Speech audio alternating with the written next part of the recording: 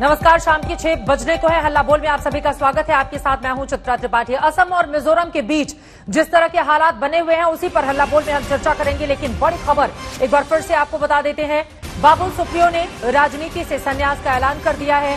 बकायदा लंबी चौड़ी फेसबुक पोस्ट उनकी ओर से लिखी गई है जिसमें उन्होंने इस बात का जिक्र किया कि आखिर वो क्यों अलविदा कह रहे हैं। पार्टी के भीतर मतभेद की बात वो स्वीकार कर रहे हैं। इसके अलावा आपको बताते चले, चंद रोज पहले जब उनकी ओर से अपनी बातें लिखी गई थी, 7 जुलाई का वो पोस्ट जिसमें उनका ये कहना है कि केंद्रीय मंत्री पद जाने की वजह से किस तरह से वो निराश थे, लेकिन बार बार इस बात पर बल देते हुए कि बीजेपी मेरी पार्टी थी और है।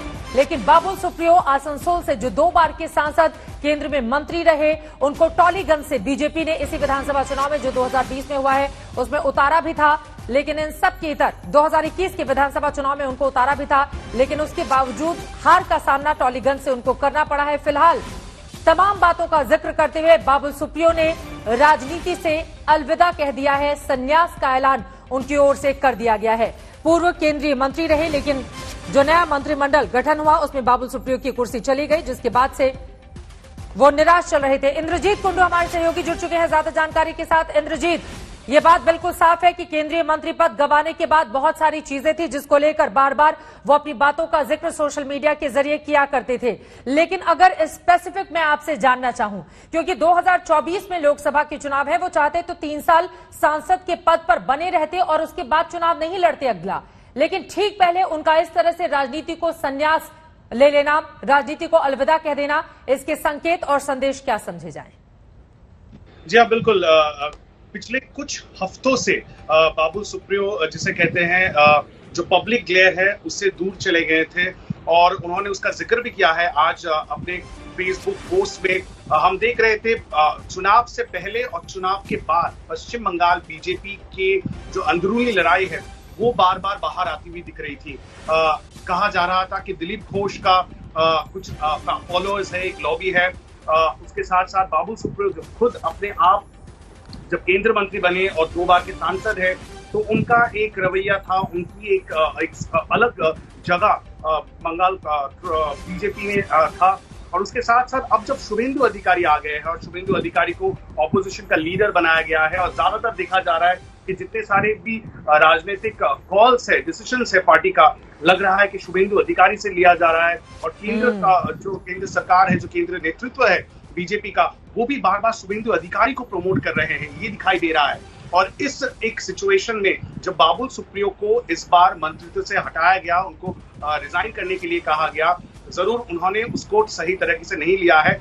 और वो साफ अपने फेसबुक पोस्ट में भी यही लिख रहे हैं कि समाज सेवा करने का बहुत सारा जरिया है, राजनीति सिर्फ एकमात्र जरिया नहीं है। लेकिन उन्होंने, मजे की बात यह है कि जो फेसबुक पोस्ट उन्होंने कुछ 1 घंटा पहले किया है उसको एडिट करके उन्होंने ये क्लैरिफिकेशन डाला है कि वो सांसद पद से भी इस्तीफा दे रहे हैं। तो बाबुल सुप्रियो ने ये क्लैरिफाई कर दिया है कि सिर्फ राजनीति को अलविदा नहीं कर रहे, वो सांसद पद से भी इस वक्त बीजेपी सांसद पद से भी रिजाइन कर रहे हैं। और उन्होंने ये भी कहा है कि जब उनको टिकट मिली थी पश्चिम बंगाल में बीजेपी के लिए लड़ने के लिए, तो वो सिर्फ अकेले ऐसे सेलिब्रिटी फेस थे। अब बीजेपी में देख लीजिए बहुत सारे सेलिब्रिटी फेस है, फिल्म स्टार्स है। तो कहीं ना कहीं बाबुल सुप्रियो को जिस तरह से बीजेपी ने धकेला था और कहा था कि आप ये चुनौती लीजिए, टॉलीगंज से लड़िए, वो सांसद हैं लेकिन फिर भी उनको कहा गया आप टॉलीगंज से लड़िए और अरूप विश्वास जो राज्य के मंत्री हैं उनके खिलाफ लड़िए, हेवीवेट कैंडिडेट हैं, लेकिन वो उनके खिलाफ हार गए। अब बाबुल सुप्रियो ने ये कह दिया है क्योंकि उनको मंत्रित्व नहीं मिला है और ये एक कारण है, उन्होंने खुद कहा है, इसीलिए वो बिल्कुल 2-3 बहुत महत्वपूर्ण बातें इंद्रजीत आपकी ओर से बताई गई हैं। पहला ये कि जिस तरह से शुभेंदु अधिकारी को प्रमोट किया जा रहा है बंगाल बीजेपी में, जाहिर है उनका कद लगातार बढ़ता हुआ चला गया, क्योंकि नंदीग्राम से उन्होंने ममता बनर्जी को हराया। इस वजह से भी बीजेपी में उनको लेकर एक अलग तरह का माहौल, इससे भी कहीं ना कहीं अपने आप को अलग थलग महसूस कर रहे थे। हाल ही में उनका मंत्री पद इस तरह से जाना, जिसके बाद उन्होंने फेसबुक पोस्ट में निराशा भी व्यक्त की थी, कहा था कि हाँ मैं अपने लिए दुखी हूं। बहुत सारे ऐसे कारण थे जिसके कारण बाबुल सुप्रियो की ओर से ये इस्तीफा लिखते हुए ये लंबा चौड़ा फेसबुक पोस्ट लिखा गया है। बजाय इसके कि केंद्रीय नेताओं से मुलाकात करके वो उनको सौंपते अपना इस्तीफा, उन्होंने अपनी राय यहां पर जाहिर कर दी। लेकिन सौमित्र खान जो कि सांसद है भारतीय जनता पार्टी की, उनकी ओर से इस पूरे मामले में क्या कहा गया, हमारे सहयोगी ने उनसे जब ये सवाल पूछा तो सुनिए क्या जवाब मिला है। बाबुल सुप्रियो ने एक इमोशनल पोस्ट लिखा है, अलविदा कह रहे हैं, लेकिन उन्होंने कहा है नहीं कि वो राजनीति से वो अलविदा लेना चाहते हैं, ऐसा हिंट दिखा रहे हैं। हमको मालूम नहीं है, बाबुल तो मेरा बड़ा भैया है, हम लोग भारतीय जनता पार्टी का कर्मी हूँ, मैं सही जानता हूँ। कुछ बात हुआ उनके? नहीं, अभी देखा ही नहीं, फेसबुक देखने से बहुत पता चलेगा। सौमित्र खान सांसद बीजेपी को आप सुन रहे थे। इंद्रजीत, यहां पर एक और सवाल के साथ सीधे आपके पास आते हुए चले, इस खबर पर हमारी नजर रहेगी, लेकिन आपको बता दें कि बाबुल सुप्रियो का इस्तीफा हो चुका है, जैसा कि उनके फेसबुक पोस्ट से जाहिर है, और उसके पीछे अंदरूनी राजनीति उन्होंने बड़ी वजह बनाई है। लंबा चौड़ा पोस्ट लिखकर उन्होंने अब सीधे राजनीति को कर दिया है संन्यास। इस पूरे मामले में आगे और किस तरह की प्रतिक्रियाएं आती हैं सामने, इस पर रहेगी आज तक की नजर। आगे बढ़ते हुए अब लौटते हैं हल्ला बोल में आज के अपने महत्वपूर्ण मुद्दे पर। असम मिजोरम के बीच सरहद पर तनाव की हद हो गई है। सीमा विवाद अब सारी सीमाएं लांघ रहा है। दोनों राज्य तनाव को और बढ़ाने वाली हरकतें कर रहे हैं। हद तो यह है कि मिजोरम पुलिस ने असम के मुख्यमंत्री हेमंता बिस्वा शर्मा पर ही मुकदमा ठोंक दिया है। तो बिस्वा शर्मा ने यह कहा है कि वो जांच के लिए पूरी तरह से तैयार हैं। सवाल है कि आखिर दो राज्यों में तनाव की नौबत क्यों आ गई? क्या ये दो राज्यों की आपसी गलती है या फिर गृह मंत्रालय की नाकामी? विपक्ष भी इसे लेकर केंद्र पर लगातार हमलावर है। बहस इन्हीं मुद्दों पर करेंगे, लेकिन उसके पहले ये रिपोर्ट देखिए।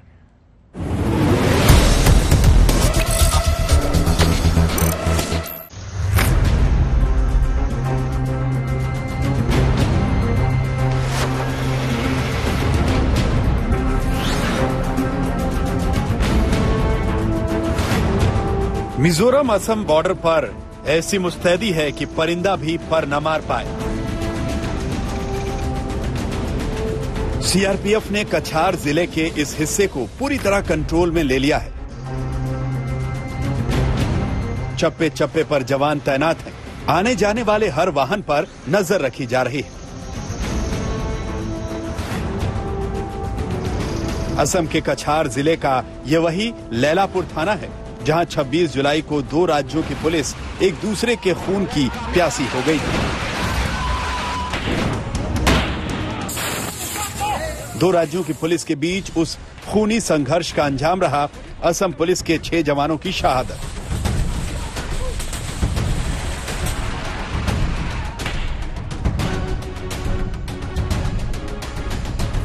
लेकिन 5 दिन बाद भी उस घटना से सबक सीखने का कोई इरादा नहीं दिख रहा।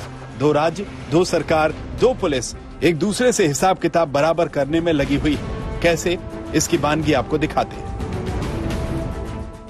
असम के मुख्यमंत्री हेमंता बिस्वा शर्मा पर मिजोरम में एफआईआर दर्ज होती है। मिजोरम पुलिस आईजी, डीआईजी समेत असम के 6 सीनियर मोस्ट अफसरों को तलब कर लेती है। असम पुलिस की तरफ से भी मिजोरम पुलिस को नोटिस भेजा जाता है। 6 पुलिस अफसरों को पूछताछ के लिए तलब कर लिया जाता है। असम पुलिस मिजोरम के राज्यसभा सांसद के बनलाल वेना की तलाश में दिल्ली पहुंच जाती है। यानी ये लड़ाई नहले पे दहला मारने की हद तक पहुंच गई है।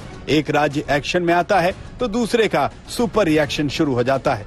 इस जंग में सीमाएं पीछे छूट रही हैं। कटुता, वैमनस्यता की हदें तोड़ी जा रही हैं। असम के मुख्यमंत्री पर दर्ज एफआईआर के संगीन आरोप बता रहे हैं कि तनी तलवारें अभी म्यान में वापस नहीं होने जा रही। मिजोरम पुलिस का आरोप है कि असम पुलिस के 200 जवानों ने मिजोरम पुलिस के कैंप पर धावा बोला। असम पुलिस ने जबरन मिजोरम पुलिस पर कब्जा करने की कोशिश की। असम पुलिस की तरफ से लाइट मशीन गन से फायरिंग की गई। मिजोरम पुलिस को असम पुलिस की फायरिंग का जवाब देना पड़ा। असम पुलिस ने आम नागरिकों पर भी फायरिंग की, जिससे हालात बिगड़े। इस एफआईआर में जिन आरोपियों को नामजद किया गया है उसमें पहला नाम हेमंता बिस्वा शर्मा का है। उधर असम सरकार मिजोरम पुलिस के खिलाफ सबूत तलाशने में लगी है। असम सरकार के मंत्री अशोक सिंघल उस गांव तक गए जो कि मिजोरम पुलिस की फायरिंग का निशाना बना था। असम सरकार के मंत्री का आरोप है कि मिजोरम पुलिस ने अंधाधुंध फायरिंग की। भयंकर रूप से फायरिंग हुआ है, ऐसा गांव के लोगों ने बताया है। और पुलिस पे ही नहीं, जिस तरह से फायरिंग हुआ है उससे लगता है कि पागलपन में फायरिंग किया गया है। ये कोई होश में फायरिंग नहीं किया गया है। और ये गोलियां हमको गांव वालों ने दी है। ये गोलियां हमको गांव वालों ने दी है। इसका फोरेंसिक टेस्ट हो और तथ्य सामने आए। असम पुलिस की एक पूरी टीम दिल्ली पहुंची है, मिजोरम से राज्यसभा सांसद के बनलाल वेना की तलाश में। उन्होंने असम मिजोरम बॉर्डर पर फायरिंग के बाद संसद के बाहर असम पुलिस के खिलाफ भड़काऊ बयान दिया था, जिसके बाद असम पुलिस ने सांसद के खिलाफ एफआईआर दर्ज किया। असम पुलिस का आरोप है कि बॉर्डर पर हुई हिंसा की साजिश रची गई थी, जिसमें मिजोरम सांसद का हाथ था। असम पुलिस के इस आरोप के बाद सांसद बनलाल वेना ने सार्वजनिक तौर पर असम पुलिस को जान से मारने की जो धमकी दी थी वो आपको सुनवाते हैं। More than 200 policemen led by IGP enter Mizoram territory. They pass through all these central paramilitary force camps and enter to our police camp. And they push back our policemen from our own post.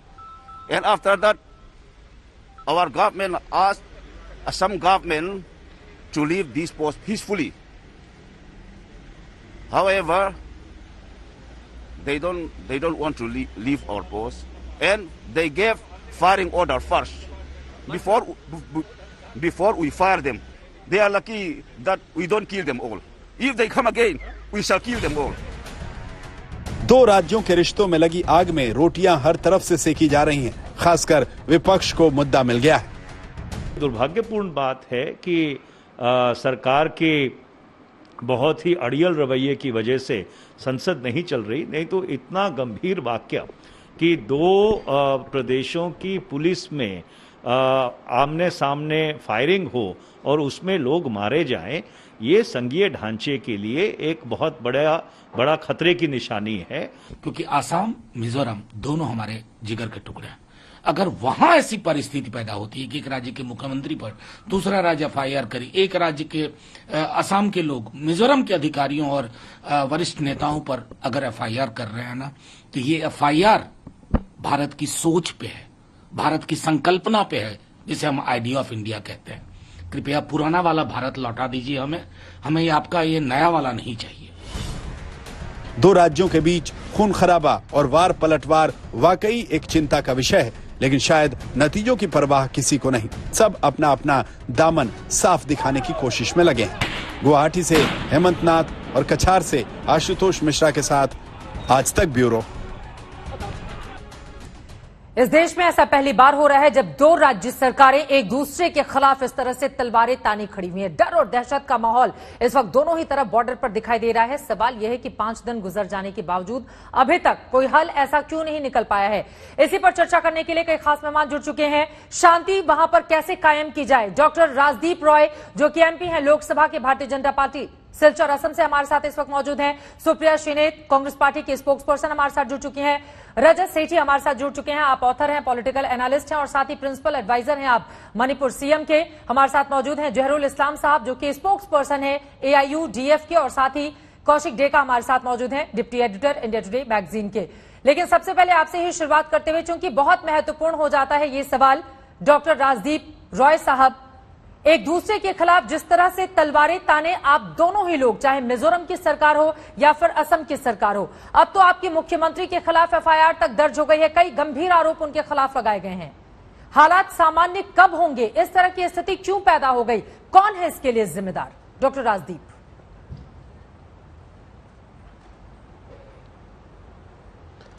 देखिए, मैं परसों ही Assam Mizoram border Lailapur में था।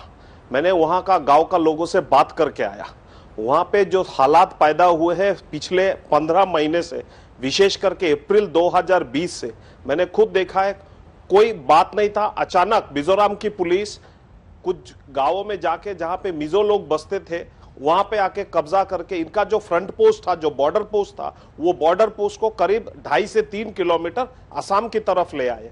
तब हमारा सरकार ने respond किया था, टॉक्स भी हुआ था, जॉइंट सेक्रेटरी लेवल MHA का डिपार्टमेंट के अंदर में टॉक्स हुआ था, करीब 3-4 दफा का टॉक्स हुआ। लेकिन बार बार ये बोला गया कि जो पुराना प्री कोविड स्टेटस है, अप्रैल 1 2020 का पहले का जो स्टेटस है वो हम रिस्टोर करेंगे।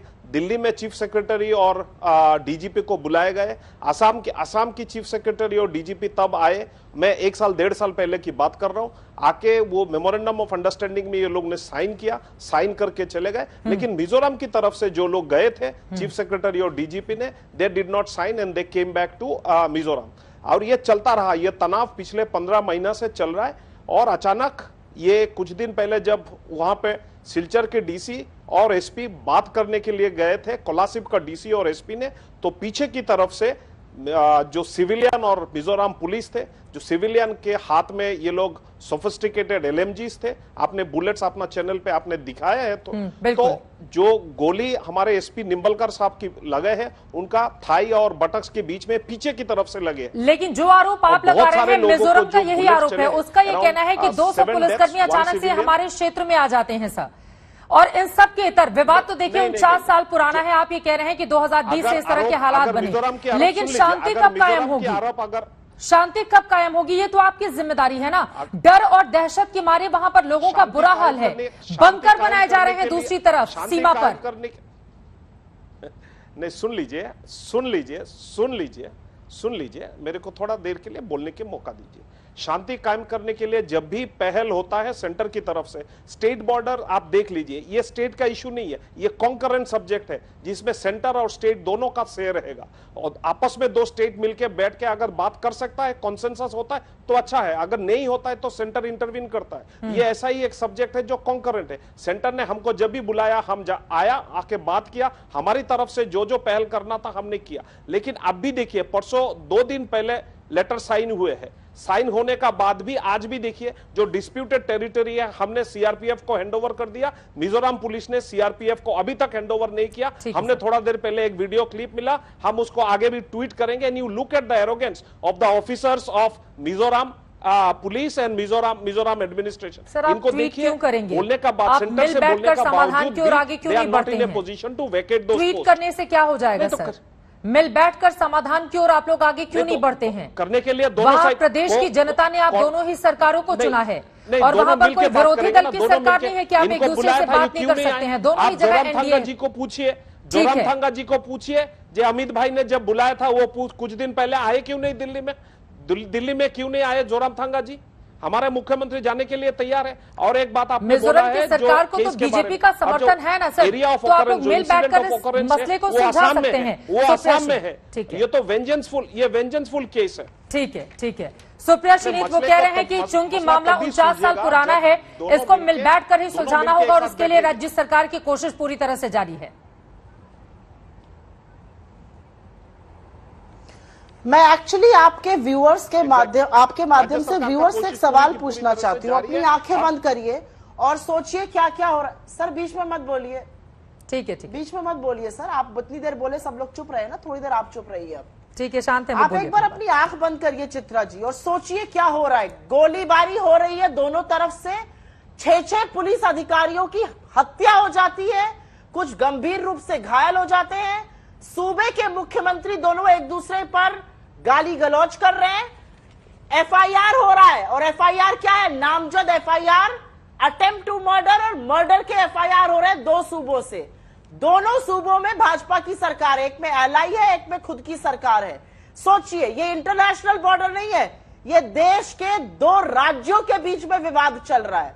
मेरे 2 सवाल है। पहला सवाल मेरा है कि केंद्र सरकार, छुटपुट घटनाएं एक बात होती है, पर मशीन गनों का इस्तेमाल होना, इस तरह की नामजद एफआईआर होना, हत्या होना, एसपी के ऊपर इस तरह से गोलियां चलना। मिजोरम वाले कहते हैं कि वो 6 ऑफिशियल्स बुलाएंगे, ये राज्यसभा के एमपी के घर के बाहर नोटिस लगा रहे हैं। आप ये सोचिए कि केंद्र सरकार की इसमें क्या भूमिका है, ये मैं पूछना चाहती हूँ और ये मैं 2 कारणों से पूछना चाहती हूँ। एक तो ऑब्वियसली केंद्र सरकार को दोनों राज्यों को बिठाकर बात करनी चाहिए। दूसरा, जो नॉर्थ ईस्ट डेमोक्रेटिक अलायंस है, नेडा, जिसके चेयरपर्सन नड्डा जी हैं, भाजपा के अध्यक्ष, और जिसके कन्वीनर हेमंत बिस्व शर्मा है जो असम के मुख्यमंत्री हैं, उनका क्या रोल है? ये गोलीबारी तो अक्टूबर 2020 से दिक्कतें शुरू हुई। आपने क्या किया?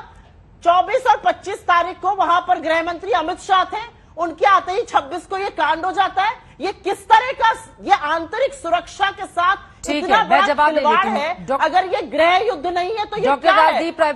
गृह युद्ध की स्थिति पैदा हो गई है। बीजेपी की केंद्र सरकार अपने मुंह पर पट्टी बांधे रहेगी? ठीक है, अपने मुंह पर पट्टी बांध के रहेगी केंद्र सरकार। जवाब सुन लीजिए। गृह युद्ध में धृतराष्ट्र बन जाएगी। क्या हो रहा है हमारे देश में? चित्रा जी अभी इनको अभी जवाब सुन ले, जवाब सुन ले। कांग्रेस का हालत यह है कि दिल्ली का कांग्रेस और गुवाहाटी का कांग्रेस कोई एक प्लेन पे नहीं है। आज जितने कांग्रेस का एमएलए है असम में, विशेष करके बराक वैली में जितने एमएलए हैं कांग्रेस के और उनकी एलाइंस एआईयूडीएफ के, उनको पूछिए, कल जाके बैठक करके पूरी की पूरी तरह से डॉक्टर हिमंता बिश्व को, इन लोगों को ये वाला इशू पे, मिजोरम बॉर्डर डिस्प्यूट पे इन लोगों ने सपोर्ट किया। दिल्ली में बैठे जो कांग्रेस की लीडर है, बिना जाने बिना पूछे आपने बात किया, मैंने बात नहीं किया। अब सुन लीजिए, आप सुन लीजिए, और आप लोग हाँ तो सुन लीजिए, सुन लीजिए, सुन लीजिए, सुन लीजिए, सुन लीजिए, सुन लीजिए।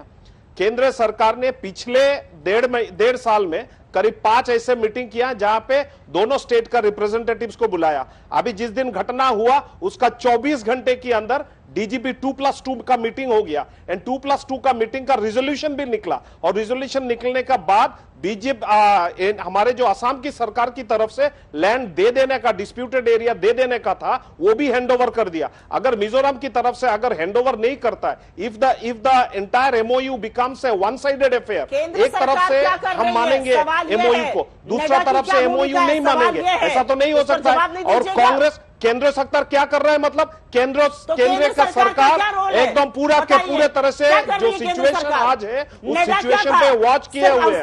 आप जानते नहीं है, इसलिए बिना जान के आप अपने स्टेट का कांग्रेस लीडर को पूछ लीजिए, आपका स्टेट का कांग्रेस लीडर को पूछ लीजिए जो असम की कांग्रेस है वो पूरी तरह से सरकार के साथ खड़ी है इस मसले पर। ठीक है, बाकी लोगों के पास में मैं जाऊंगी प्लीज। तो मैम, बहुत संवेदनशील ये मामला है सर, प्लीज आप दोनों ही लोगों से, सुप्रिया प्लीज आपसे भी, और डॉक्टर हिमंता बिश्व शर्मा के साथ में खड़े। ठीक है, ठीक है, मतलब यहाँ पर जो लोग हैं वो आपस में बट गए हैं, पार्टियां खत्म हो गई हैं। एक तरफ असम के लोग खड़े हैं, चाहे वो किसी भी पार्टी से जुड़े हुए हों, दूसरी तरफ मिजोरम के लोग खड़े हुए हैं। लेकिन इस तरह के हालात बने ही क्यों, और अगर बने हैं तो उसको जल्द से जल्द समाधान की दिशा में आगे बढ़ने के लिए क्या कदम? आपने चूंकि एआईयूडीएफ का नाम लिया, मैं जल्दी से आ जाती हूँ। जहरुल इस्लाम साहब, आप लोगों का क्या टेक है इस पूरे मामले पर?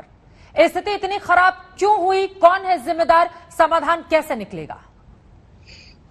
ये बहुत सेंसिटिव इशू है, ये बहुत ही बड़ा सेंसिटिव मामला हो गया है। लेकिन हमारा सीधी कहना है कि इसमें असम के इंडिया का होम मिनिस्टर श्रीमान अमित शाह जी फेलर है। घटना के 2 दिन पहले अमित शाह जी शिलोंग में बैठ के सबके साथ मीटिंग किया है, और जिस दिन घटना हुआ सुबह 4 बजे तक दोनों चीफ मिनिस्टर, हमारा प्रदेश का honourable chief minister Himanta Biswa Sarma ji और जोरामथंगा जी, दोनों ने अमित शाह जी को हैशटैग करके ट्वीट करता रहा। इस लॉन्ग टाइम में अमित शाह जी ने कोई इंटरफेयर नहीं किया। दूसरी बात यह है कि मिजोरम का के लिए क्या करते, वो ट्वीट करते नहीं, ट्वीट करते या तो फोन पे बात कर लेते, या जो भी नेसेसरी एक्शन था वो करना चाहिए था, लेकिन नहीं किया। वो नहीं किया, वो हमारा नजर में ये करना चाहिए था, नहीं किया। दूसरी तरफ ये है, आज की डेट में जो सेंसिटिव मैटर है, इसमें हम कांग्रेस, यूडीएफ, बीजेपी इसमें हम नहीं है। हमारा भले ही आइडियोलॉजिकल डिफरेंस है, लेकिन आज की डेट में असमीज के लिए हम एक है। आज की डेट में असम सरकार का हर स्टेप के साथ हम खड़े हैं, ये बात क्लियर है। दूसरी बात ये है, अब जो मिजोरम का जो ये क्या बोलते हैं इसका सांसद, क्या नाम था, बेल्लर भाई या समथिंग, ठीक है, ये सांसद जो स्टेटमेंट दिया है, ये स्टेटमेंट को देखकर हमको पूरा डाउट क्लियर हो गया है कि एक प्री प्लानेड है। प्री प्लानेट इसलिए है, मिजोरम का जो इलेक्शन है, इस इलेक्शन में जोरामथंगा का कुर्सी जाने वाला है। जोरामथंगा जी का कुर्सी जाने के डर से, सर अभी कहाँ इलेक्शन है? इलेक्शन तो 2023 में है ना, 20 में के 1 साल बाकी है, 20 में 1 साल बाकी है। जोरामथंगा जी अपने कुर्सी फिर ये करने के लिए एक सेंटिमेंट क्रिएट करना चाहता है, जिसके वजह से ये क्या है, ये असम मिजोरम ने हमारा 11,481 बीघा जमीन हड़प लिया है।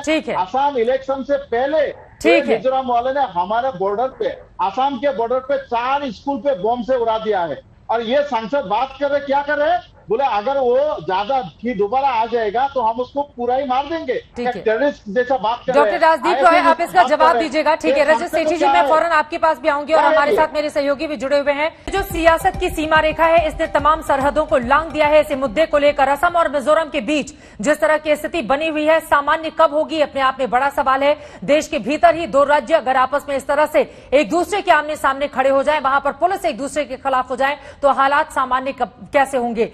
रजत सेठी जी, मैं सीधे आपके पास आते हुए, चूंकि पूर्वोत्तर की पूरी स्थिति को आप बेहतर तरीके से समझते हैं, अब तो असम की ओर से इकोनॉमिक ब्लॉकेज कर दिया गया है और वहां पर रास्ते बंद होने के कारण स्थिति मिजोरम की खराब हो जाएगी अगर इसी तरह के हालात वहां पर पैदा होते रहे तो। सामान्य करने की दिशा में किस तरह के कदम उठाए जाने चाहिए, क्या होना चाहिए, ये सबसे ज्यादा जरूरी है जानने का, ताकि वहां के लोगों को कम से कम राहत मिल पाए। जी चित्रा जी, जितने भी नॉर्थ ईस्ट में प्रदेश हैं असम के आगे, चाहे वो नागालैंड हो, मणिपुर हो, मिजोरम हो, ये सब एक एक या दो दो हाईवे से कनेक्टेड हैं। अगर उन हाईवे पे ब्लॉकेड हो जाएगा तो उसकी वहाँ की जो आबादी है उसको जो एसेंशियल आइटम्स भी हैं उसमें मिलने में भी काफी समस्या आ सकती है। स्थिति गंभीर है, बहुत ज्यादा गंभीर है। मुझे लगता है कि सुप्रीम कोर्ट को सबसे पहले इसका कॉग्निजेंस लेना चाहिए, क्योंकि इसमें कई चीजें कानून से संबंधित हैं। पुराने लॉज थे, ब्रिटिश के भी पहले के कानून थे, जिसका रेफरेंस दे देकर अभी क्लेम्स और काउंटर क्लेम्स की स्थिति आई हुई है दोनों प्रदेशों के बीच में। इसलिए सुप्रीम कोर्ट को बिना समय गवाए, बिना इसमें की कॉन्स्टिट्यूशनल क्राइसिस या आगे और बढ़ जाए, तुरंत इंटरवीन करना चाहिए और दोनों पार्टीज के चीफ सेक्रेटरीज को तलब करना चाहिए और उनसे फैक्ट ऑन द ग्राउंड, उनके मॉनिटरिंग में ये चीज इंश्योर होनी चाहिए। ठीक है। इसमें कुछ लोगों ने ये भी बोला, मैं एक चीज जरूरी बात बता देता हूँ, कुछ लोगों ने बोला कि भाई होम मिनिस्ट्री क्या कर रहे हैं।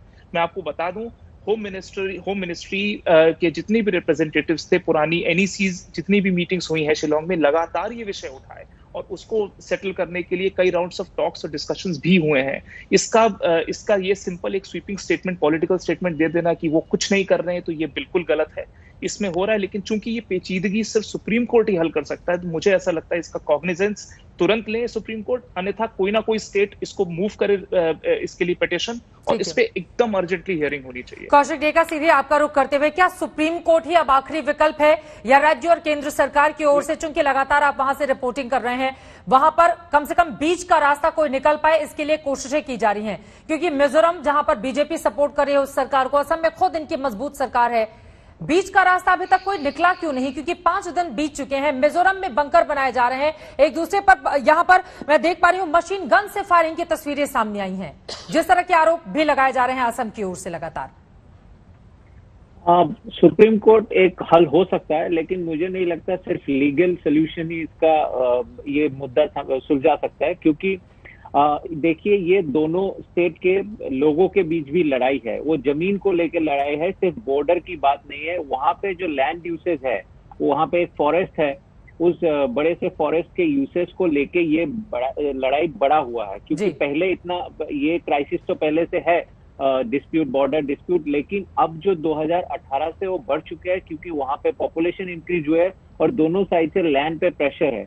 तो इसलिए अगर इसको सॉल्व करना है, क्योंकि दोनों ही साइड 1 इंच भी देने को तैयार नहीं है, समझौते में आने को इसलिए भी तैयार नहीं है क्योंकि अंदरूनी जो राजनीति है स्टेट में, अगर जोरामथंगा 1 इंच देंगे या हिमंत बिस्वा शर्मा 1 इंच देंगे, तो उनको अपने अपने स्टेट में भी जवाब देना होगा, क्योंकि विपक्ष आएंगे, सभी सवाल उठाएंगे, तो चाहते हुए भी कई दफा क्या होता है, एक सोल्यूशन पे नहीं आ सकते। तो इसका मेरे हिसाब से सोल्यूशन तभी हो सकता है जब दोनों ही स्टेट में अपने अपने ग्रुप बनाए, सरकार और विपक्ष के नेता, जो लोकल इंटेलेक्चुअल्स है, सोशल ग्रुप्स है, सबको साथ लेके वहाँ जमीनी सर्वे हो प्रॉपर। आजकल तो बहुत साइंटिफिक तरीके से सैटेलाइट इमेजेस के साथ सर्वे हो सकता है।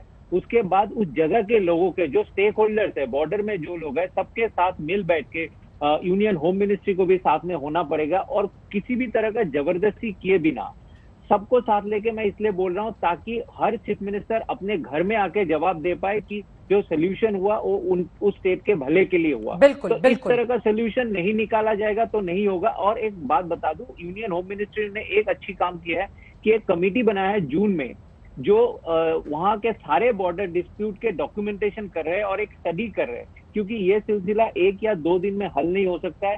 प्रॉपर इसका जो लीगल कॉन्टेक्स्ट है, लोकल कॉन्टेक्स्ट है, सबको समझ के लोगों को साथ लेके एक समाधान निकालना पड़ेगा। ये बहुत बड़ी बात आपने कही है। यकीनन 49 सालों से जो विवाद चला आ रहा है वो 1 या 2 दिन में हल नहीं हो सकता है, लेकिन ये दोनों ही राज्य सरकारों की जिम्मेदारी है कि जिस तरह से हाल की घटनाएं हुई है वैसा दोबारा रिपीट ना हो। डॉक्टर राजदीप रॉय जी, जिम्मेदारी तो सीधे आपकी ही बनती है ना, आपकी बनती है, मिजोरम सरकार की बनती है, केंद्र सरकार की बनती है कि आपस में मिलजुल कर कम से कम एक सही दिशा में कदम तो आगे बढ़ाए जाए। अब तक क्या किया गया है बीते 5 दिनों में आप लोगों की ओर से, बताइए जरा।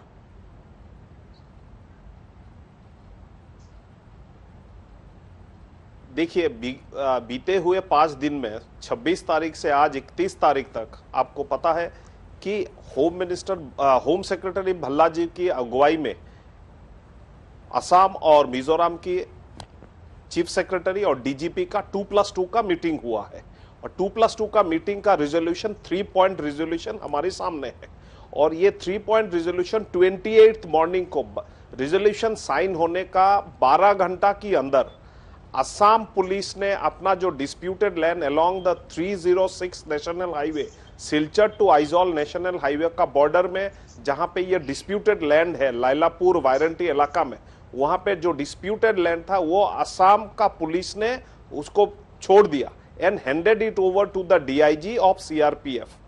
But very sorry to tell you, अभी तक 4 दिन जाने का बाद भी मिजोरम पुलिस की तरफ से जो डिस्प्यूटेड लैंड से इन लोगों ने वैकेट नहीं किया। मैं मूलतः आपको दूसरा एक इश्यू पे लेके जाना चाहता हूं जो सॉल्व करने को हम लोगों को हेल्प करेगा। आप थोड़ा पीछे की तरफ से जाइए।